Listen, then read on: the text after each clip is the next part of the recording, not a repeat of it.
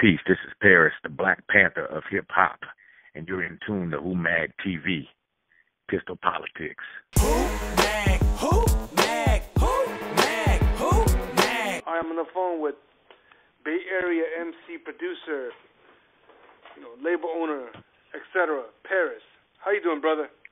Oh, good, bro. How you feel? Good. Glad to talk to you.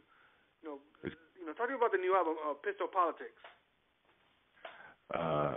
Pistol Politics is my latest project on Gorilla Funk Recordings.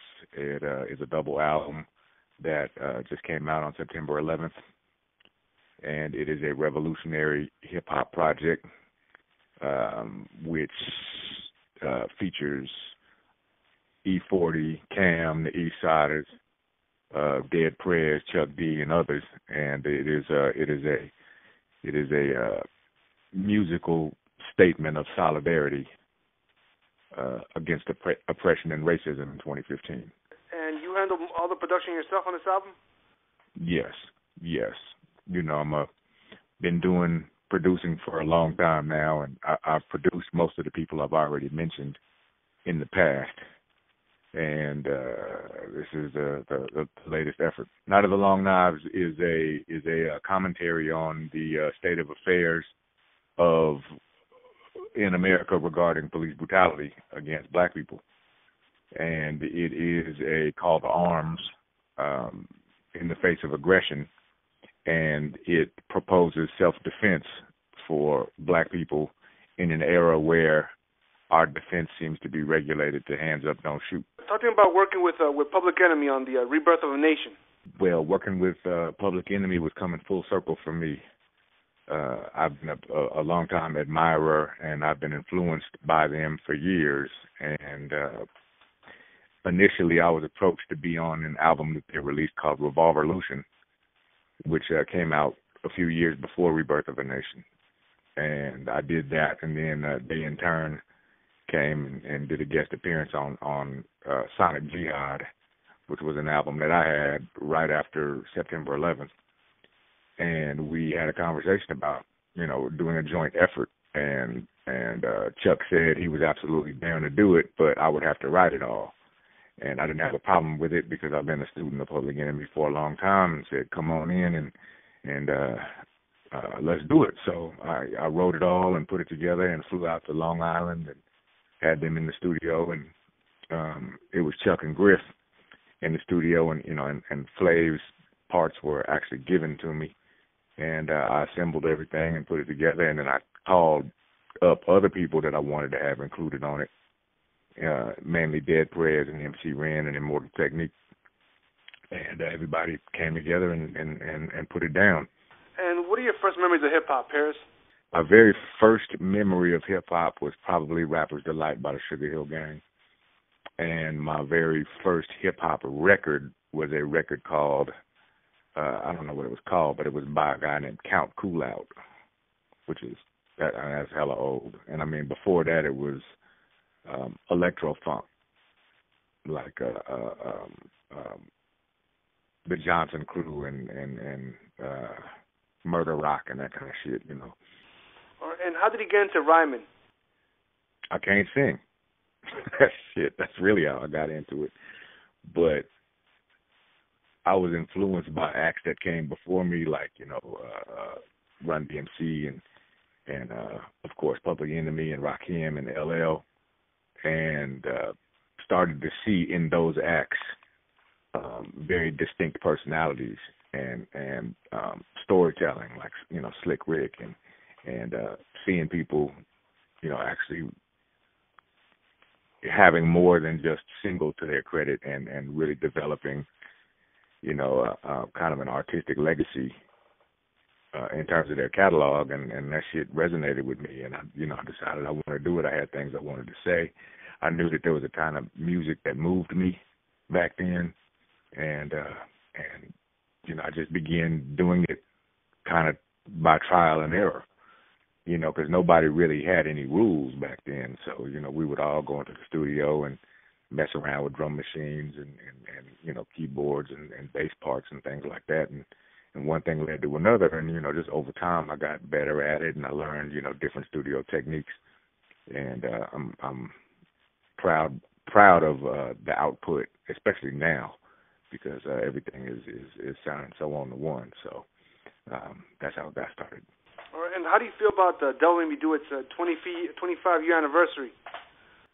I'm thankful to still be here, and I'm humbled that people even acknowledge that record after a quarter of a century.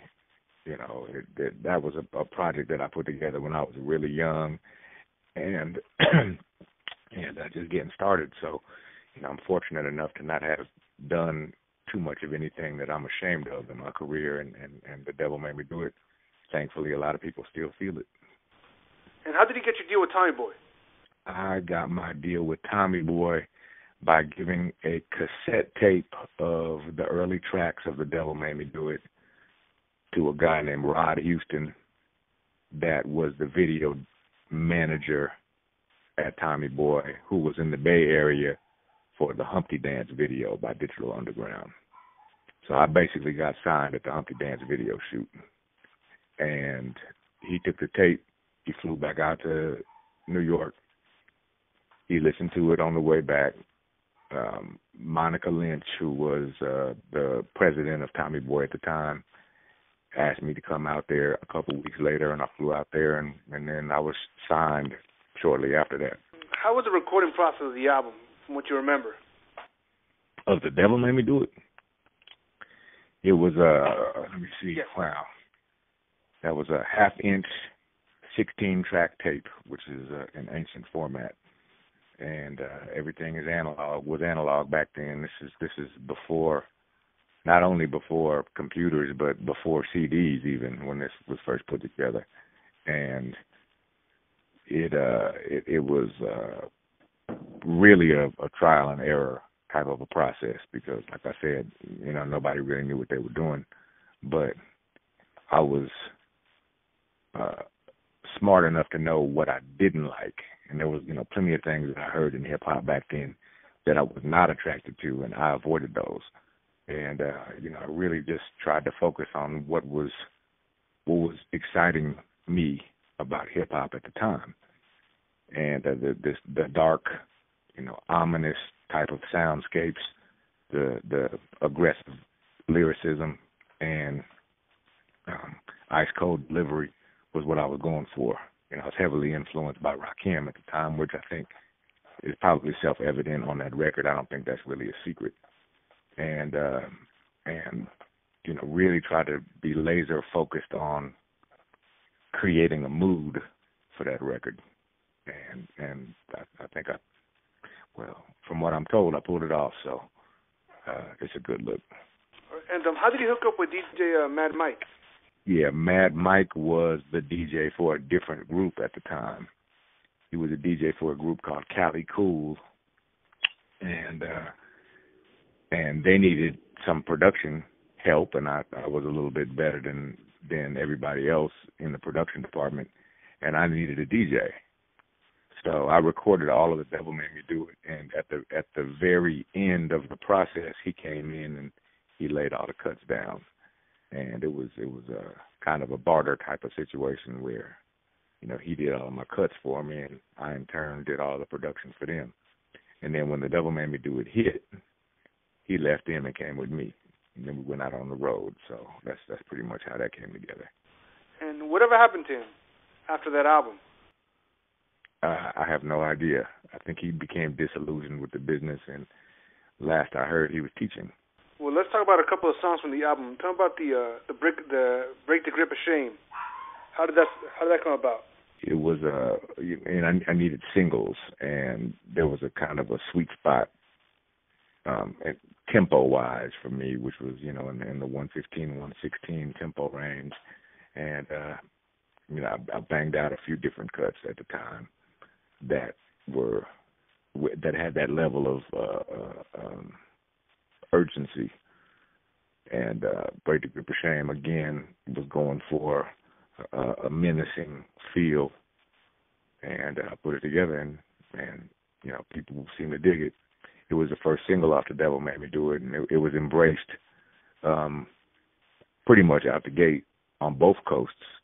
I got a lot of love from a DJ named Chuck Chillout out of New York that broke it out there for me. And then, believe it or not, commercial radio out here in the Bay broke it on KMEL, which was before Clear Channel bought them. And they got down and got behind it. And, you know, there was a time when hardcore revolutionary hip-hop was all over the radio, believe it or not. And I was fortunate enough to come up during that period. How about the title track, the Devil Made Me Do It? Exact same thing. The Devil Made Me Do It was not recorded when Break the Grip of Shame came out. Break the Grip of Shame came out a few months prior to the album and prior to the Devil Made Me Do It single. And I needed a follow-up.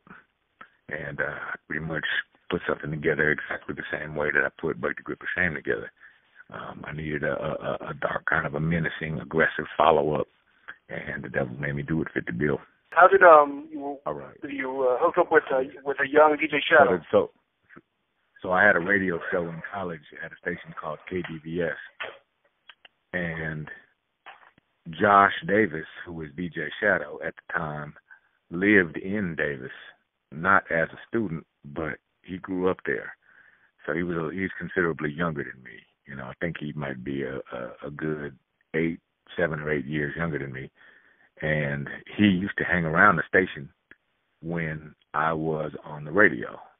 And he would come by and he would talk about hip-hop and he would play me his scratch mix cassettes because he did a lot of mixing at his house. And I went by his house and we developed a friendship back in the day as a result of him being around all the time.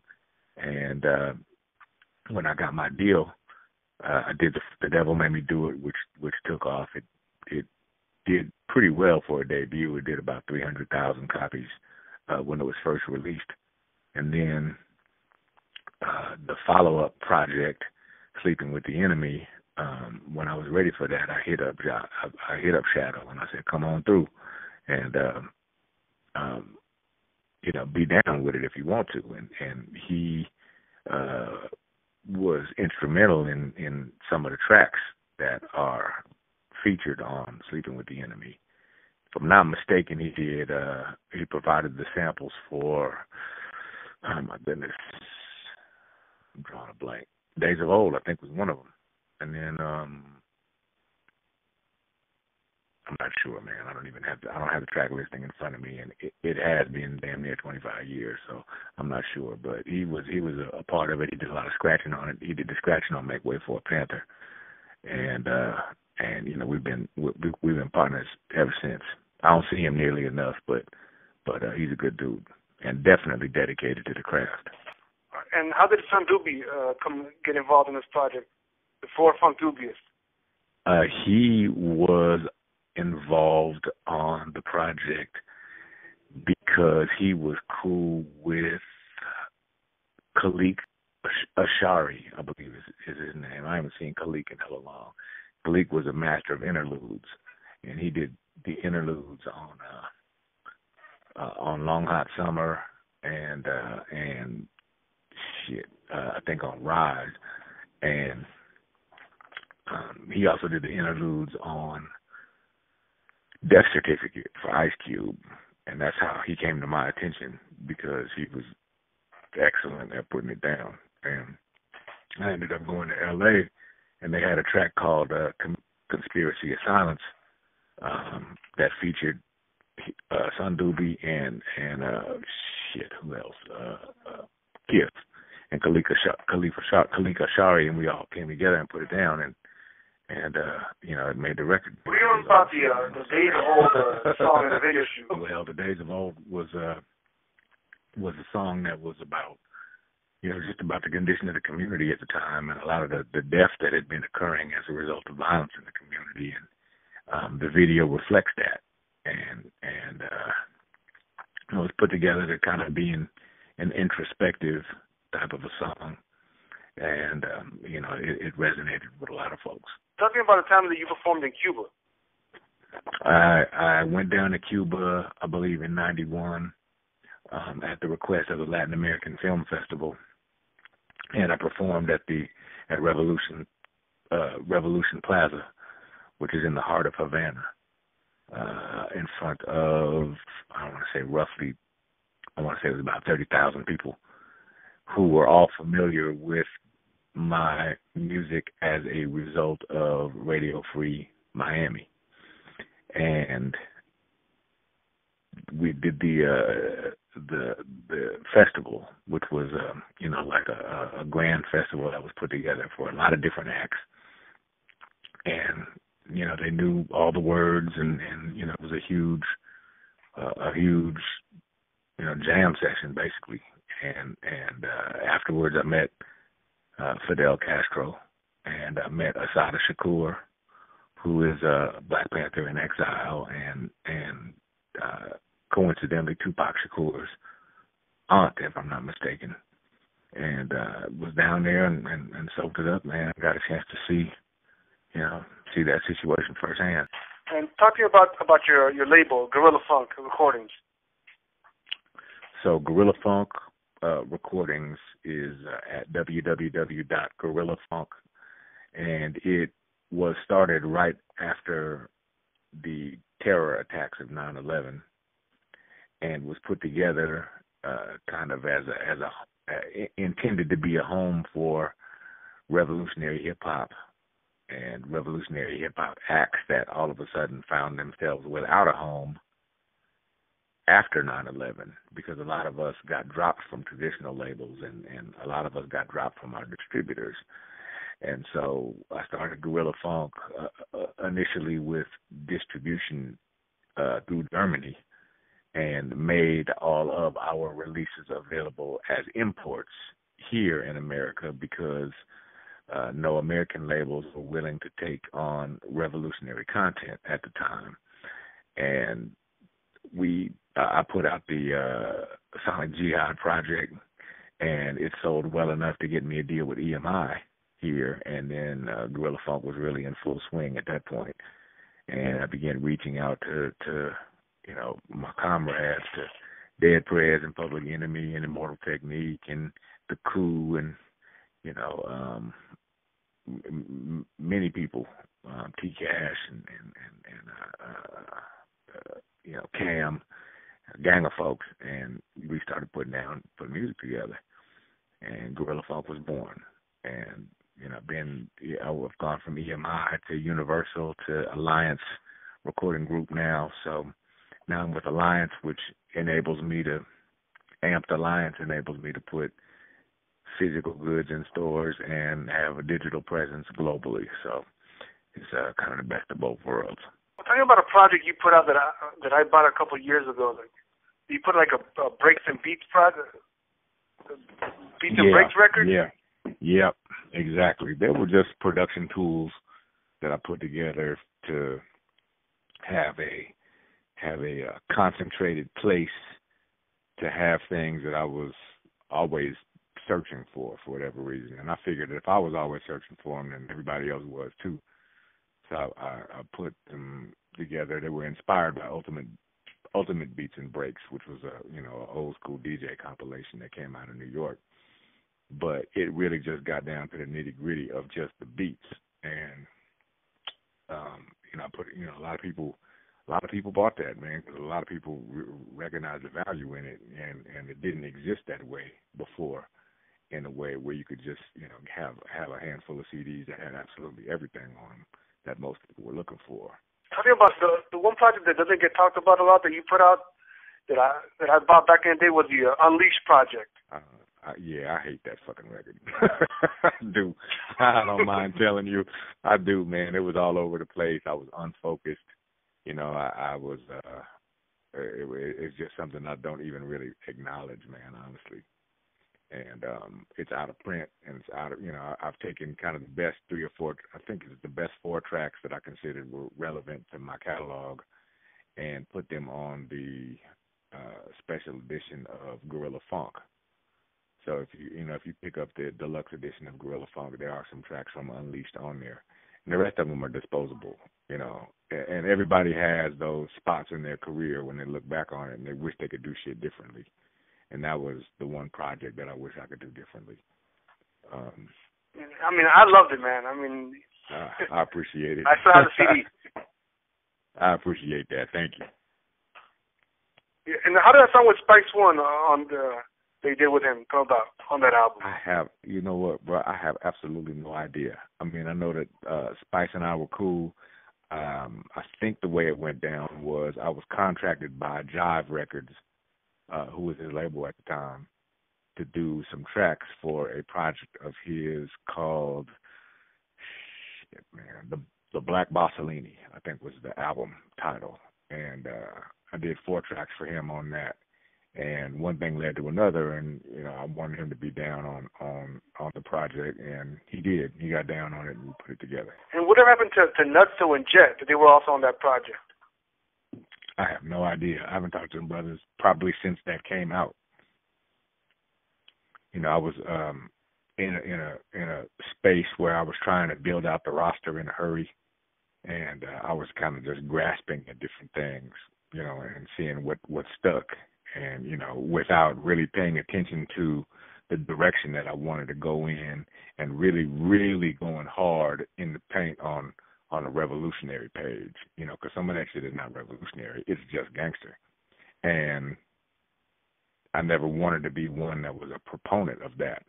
So moving forward after that project, I always told myself, there's not going to be any blurred lines in my approach to making music, and that I'm going to always, stay on the path and stay on the course, and I'm not going to chase trends. I'm not going to try to do things that I don't feel 100%. And I've been kind of on my path ever since. So, yeah, it was a situation where I just had to have some clarity after that. Going back, talking about going back to '94. Tell me about the Gorilla Funk album. So Gorilla Funk was my first project through my new distribution situation with Priority Records. Sleeping with the Enemy sold so much that it enabled me to get a sweetheart deal at Priority Records, which allowed me to be able to put out other acts like the Conscious Daughters and the Deep and some other things, and came over to them. And Gorilla Funk was the first project on that new situation. And it was a stylistic change. Some people liked it, some people didn't like it. It was a kind of a foray into G-Funk at the time, which was really popping on the street. And I've maintained some of that in my material since, but it's nowhere near as G-Funk influenced as it used to be. In the latest project has almost no G-Funk on it.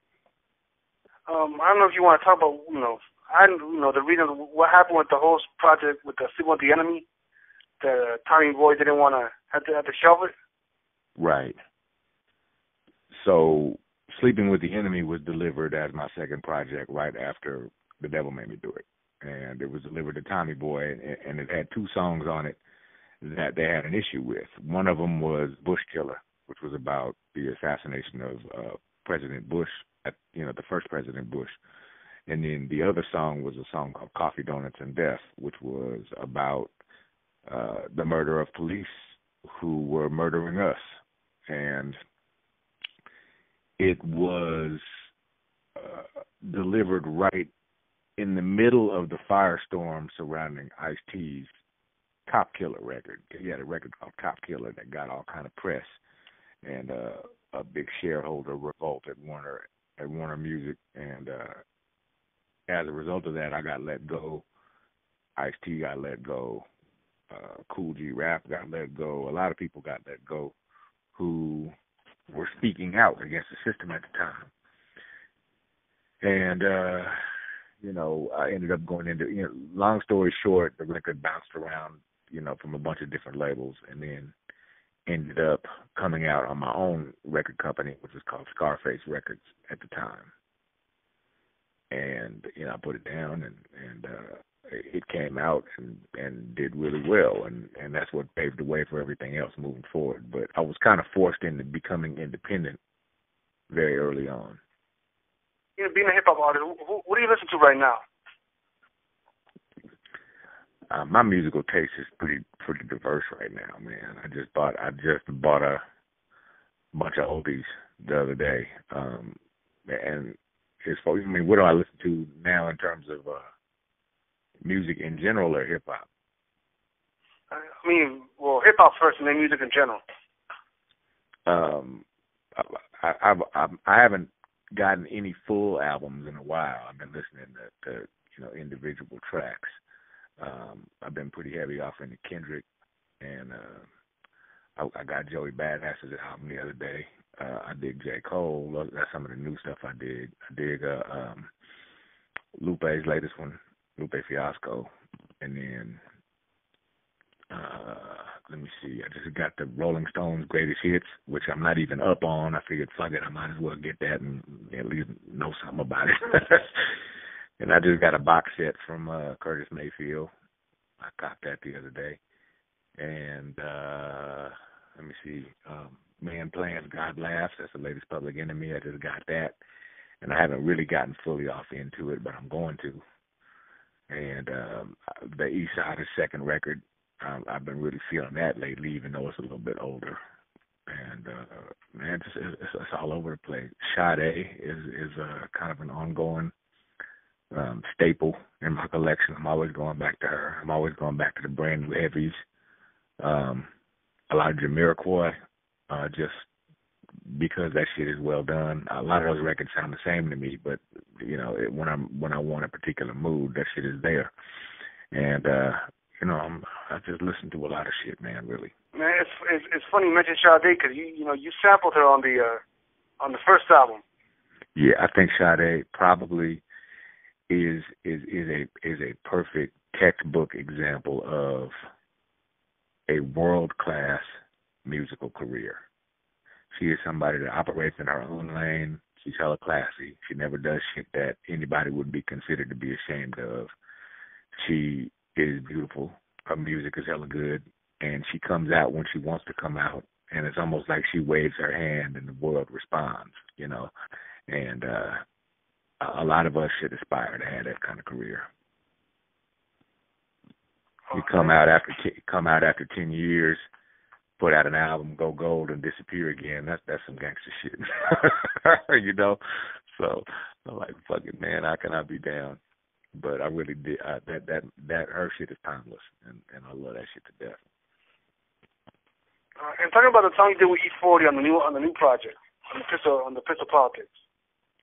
Yeah, so E40 and I go back way before even his first deal with Jive. And we both lived in Vallejo, around the corner from each other, in Vallejo, California, quiet as kept. And, we used to compare notes on different deals and who was doing what in the industry and who to avoid in the industry and who to fuck with in the industry. So we've always had a lot of respect for each other. And as you know, he has been really, really successful in his own lane, and is somebody that is continuing to keep the torch burning for hip hop on the West Coast. And he is pretty much the sole representative of the Bay Area. I mean, when people say hip hop out of the Bay Area, they pretty much think automatically of E40. So I'm hella proud of him. And I wanted to put together this Pistol Politics album to reflect the need to address a lot of issues in the black community and a lot of issues that affect black and Latino youth. And the song that he's on is a song called Search Warrant, which basically talks about police and police being out of line. And so I said, I wanted a kind of an all-star kind of a track that had a kind of a Gangsta Nation feel to it, like the West Side Connection track. But I wanted it to be righteous, and I wanted it to be some shit that was banging on the system instead of banging on each other. And so I said, let me hit up E40. I hit him up. I got Dub C on deck. I got the East Siders on deck. I got Cam on deck, and we all came together, and we put it together in a way that I think perfectly kind of sets the stage for what I want Pistol Politics to be recognized for, and that's unity. Since you were in the Bay Area, were you ever able to meet Tupac or talk about working with him? Yeah, Tupac was he was my label mate. So Tupac was, a lot of people forget that Tupac was in Digital Underground. And Digital Underground and I were both on Tommy Boy. When I first signed to Tommy Boy This Is For the Devil Made Me Do It album, it was me, it was Queen Latifah, Naughty by Nature, Digital Underground, Gold Money, and maybe an 808 State and a handful of other acts. That was Tommy Boy's roster. And so you can't forget De La Soul as well. And De La Soul, excuse me. How could I forget them? And it was a kind of a close knit roster. Digital Underground and I were the only acts from the West Coast that really got a lot of shine through them. And, so inevitably we were paired on tours together and things like that. And I remember riding around with Pac in I used to have a black Astro van back in the day, which is actually featured on the back of one of my singles. And Pac and I rode around in that shit, and I remember him playing me a bunch of music, which I still think I have the cassettes of before it even came out. And we were on the road, and he was a completely different persona than he had in his Death Row era. So I think that a lot of that goes to speak to the company you keep and how that shit can influence your life, man. Really. And also, you worked with the legendary Bill Adler on the first The Devil Made Me Do It project, doing the PR. Right.